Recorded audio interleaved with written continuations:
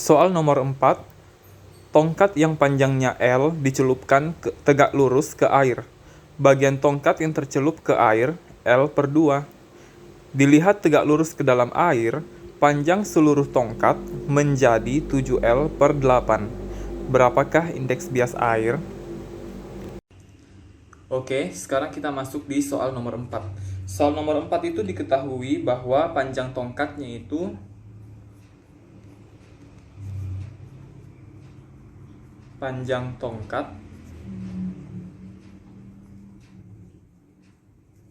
sama dengan L.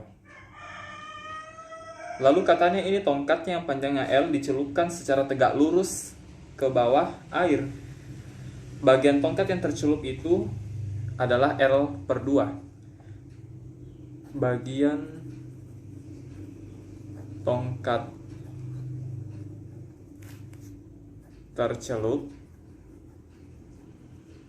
/2. Berarti berapa itu sisa tongkatnya yang ada di udara? Nah, dia adalah L/2. Jadi, bagian tongkat yang di udara itu adalah L kurang L/2. Samakan penyebutnya. Berarti 2/2L kurang 1/2L sama dengan 1/2L. Nah, jadi inilah bagian tongkat yang ada di udara. Dan ternyata pada saat tongkat itu dicelupkan ke dalam air, dia itu panjangnya berubah, panjang totalnya. Panjang tongkat di air itu menjadi 7/8L. Kan di sini panjang tongkat itu awalnya dia adalah L. Kemudian pada saat dia dimasukkan ke air, panjangnya berubah menjadi 7/8L. Kira-kira apa itu penyebabnya? Penyebabnya adalah karena tongkat ini ketika dia berada di air, dia mengalami pembiasan cahaya. Nah, jadi oleh karena itu kenapa ini panjang tongkatnya menjadi berkurang toh, karena ini pada awalnya ini panjang tongkatnya adalah L. L kan itu sama dengan 8/8. 8/8L baru panjang tongkatnya itu ketika di air dia adalah 7/8L. Nah, berarti bagian tongkat yang tercelup ketika terbiaskan itu adalah 7/8L dikurang. Berapa panjangnya tongkat ketika dia muncul di udara? Bagian tongkat yang muncul di udara itu adalah 1/2L. Berarti bagian tongkat yang tercelup di air ketika dia mengalami pembiasan itu adalah 7/8L dikurang dengan 1/2L. Samakan penyebutnya. 7/8L kurang. Ini dikali 4/4 berarti 4/8. 4/8L. Ini menjadi 3/8L. Nah, inilah panjang tongkat yang tercelup akibat dari pembiasan cahaya. Jadi ini misalkan kita simbolkan dia L2. Kemudian untuk bagian tongkat yang berada di udara ini, kita simbolkan dia dengan L1. Nah, kemudian yang ditanyakan itu adalah BIP.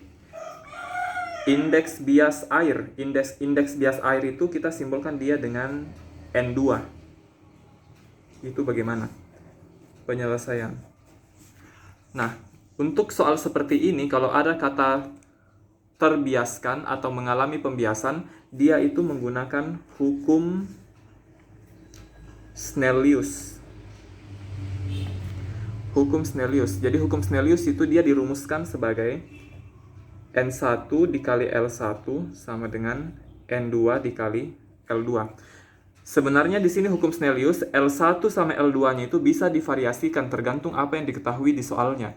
Di sini L1 sama L2 bisa juga diganti menjadi panjang gelombang atau bisa juga kecepatan gelombang. Jadi tergantung apa variabel soal yang diketahui. Karena di sini yang diketahui itu adalah panjang benda, maka di sini yang LL yang ini itu digunakan adalah panjangnya. Nah, jadi kalau misalnya diketahui itu panjang gelombang, maka di sini adalah lambda 1, di mana lambda itu adalah panjang gelombang, kemudian di sini adalah lambda 2 atau panjang gelombang kedua. Nah, jadi di sini N1 itu apa, Kak? Dia ini N1 adalah indeks bias udara. Berapa itu nilainya indeks bias udara? Kalau indeks bias udara itu dia nilainya adalah 1. Selalu memang 1. Jadi kalau udara itu dia nilai indeks biasnya adalah 1.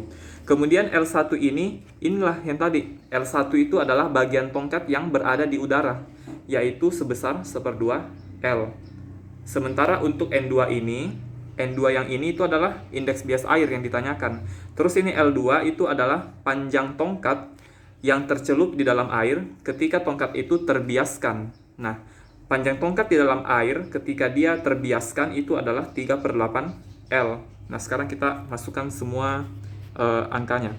Jadi ini menjadi 1 dikali, nah L1 adalah 1/2 L sama dengan N2 yang ditanyakan. Lalu L2 adalah 3/8 L. Maka N2 sama dengan L dikali 8 per 3 L. Baru ini jangan lupa ada 2-nya juga.